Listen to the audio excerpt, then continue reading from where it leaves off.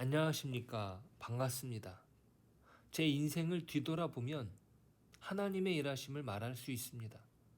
제가 중3 때는 물에 빠졌다가 완전히 죽었던 저를 건져주신 분이 하나님이셨습니다.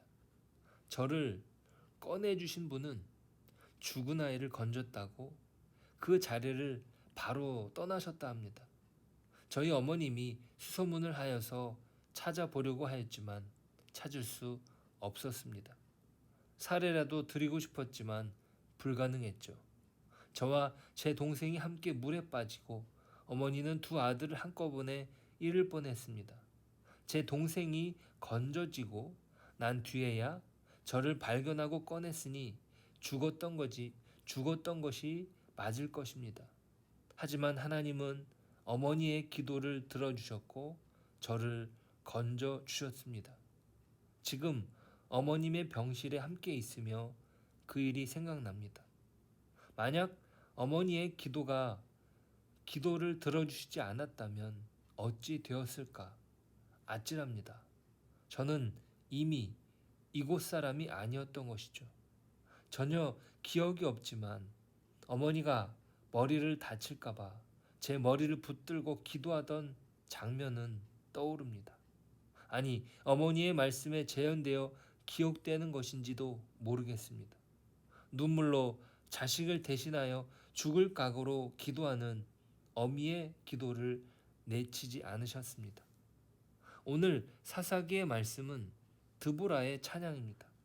하나님께서 이스라엘 백성을 살리시기 위해서 사용하신 여선지자 드보라입니다. 드보라는 자신을 자랑하지 않습니다.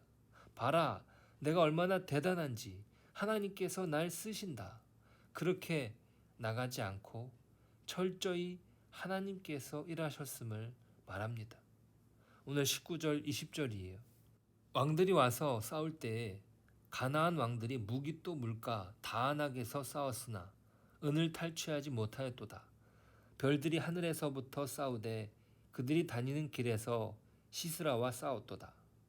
여기에서 왕들은 시스라 군대의 동맹군입니다.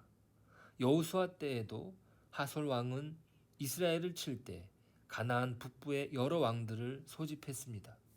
사사기 4장에서는 바락과 시스라 간의 전투에 집중했다면 여기 5장에서는 이스라엘 전체와 가나안 사이의 전쟁을 확대시켜 보여줍니다.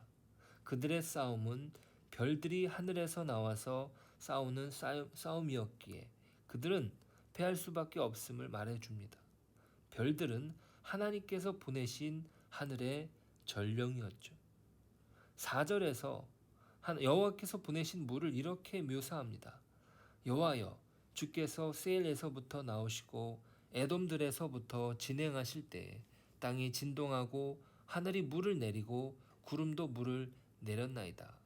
그러니까 시스라는 바락을 대표로 한 이스라엘과 싸우는데 실제로는 하나님과의 싸움이었다는 사실이죠.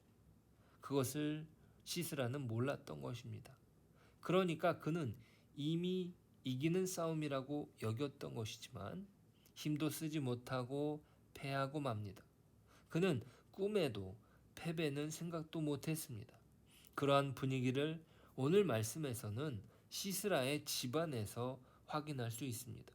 시스라의 어머니가 자신의 아들이 늦는 것을 걱정하자 그의 지혜로운 시녀들이 이렇게 대답합니다. 30절이에요. 그들이 어찌 노량물을 얻지 못하였으랴. 그것을 나누지 못하였으랴. 사람마다 한두 처녀를 얻었으리로다. 시스라는 채색옷을 노력하였으리니 그것은 수놓은 채색옷이리로다.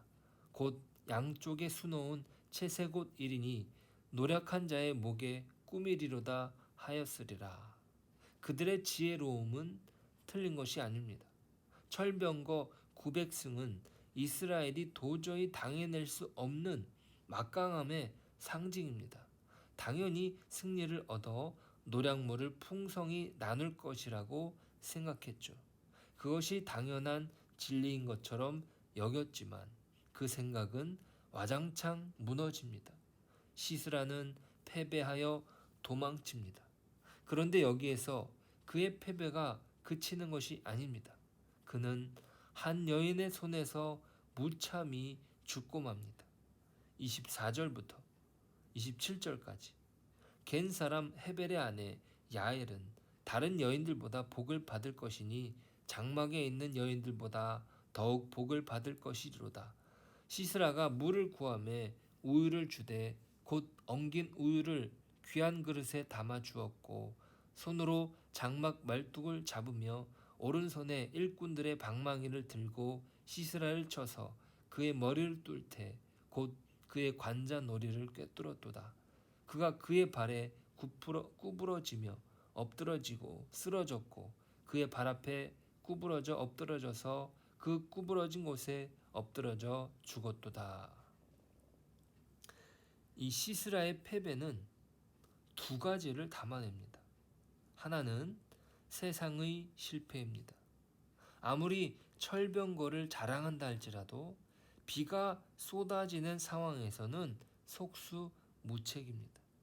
모든 것이 빠져서 쓸모 없어지죠. 아무리 사람이 계산한다 할지라도 갑작스럽게 변하는 상황은 막을 수 없습니다. 자연 앞에 작아지는 것이 사람이며 하물며 이 세상을 지으신 하나님께 이겠습니까? 또 하나는 이스라엘의 실패입니다. 이 전쟁을 주관하는 사람이 누가 되어야 되겠습니까? 남자여야 됩니다.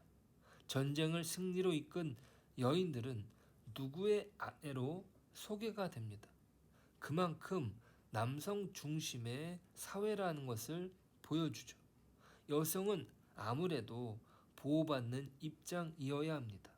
더욱이 전쟁이라면 그렇습니다.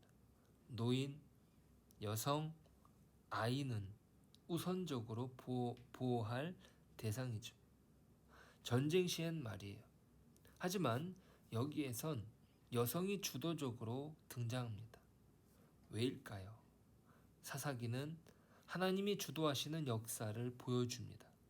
세상의 권세가 모든 것을 다 이기는 것 같았지만 또 남성 중심의 사회가 여성이나 아이를 보호해주는 것 같았지만 그렇지 않습니다. 진정한 보호자는 하나님이십니다. 이 모든 것을 알려주시기 위해서 여성인 드보라를 사용하시죠. 오늘 드보라의 찬양은 그것을 알려줍니다. 자신을 자랑하는 것이 아니죠. 하나님을 자랑합니다. 하나님을 찬양합니다. 예수님의 십자가는 더 분명하게 보여줍니다. 하나님의 실패가 아니라 하나님의 승리를 말이죠. 세상 속에서 십자가는 조롱당했지만 그 조롱은 사흘을 넘기지 못합니다. 무덤은 열리고 하나님은 승리합니다. 죽음을 역전시키고 이 세상 속에 하나님의 능력을 선포하십니다. 모든 것이 사라진 절망 속에서 단 한 줄기의 생명의 빛이 이 땅에 하나님의 나라를 가져온 것처럼 우리의 인생은 하나님의 손 안에서 의미가 있습니다. 오늘 우리가 사는 것은 하나님께서 허락하신 영원한 구원의 생명 안에서 호흡할 수 있음을 고백합니다. 주님께서 우리를 붙잡아 주실 때 우리의 인생은 새로워지고 우리의 인생은 값져집니다.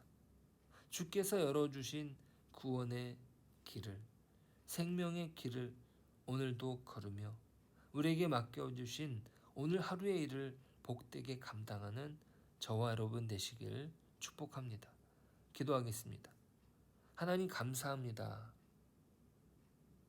이 시대가 돈이 최고고 권력이 최고고 정치가 최고인 것처럼 말합니다. 하지만 우리는 이 속임수에 속지 않습니다. 오늘 드보라가 찬양한 것처럼 하나님은 물을 보내시고 별들을 동원하십니다. 그 하나님의 놀라운 능력의 역사가 예수 그리스도의 십자가에서 완전해집니다. 모든 것을 이루었다는 십자가의 고백은 결코 거짓이 아니었습니다. 오늘 우리의 삶에 그 승리가 있길 원합니다. 오늘 주님께서 붙잡아 주시는 가운데 쓸모있는 삶을 살길 원합니다. 주님 안에서, 하나님 안에서 우리의 인생은 값져집니다.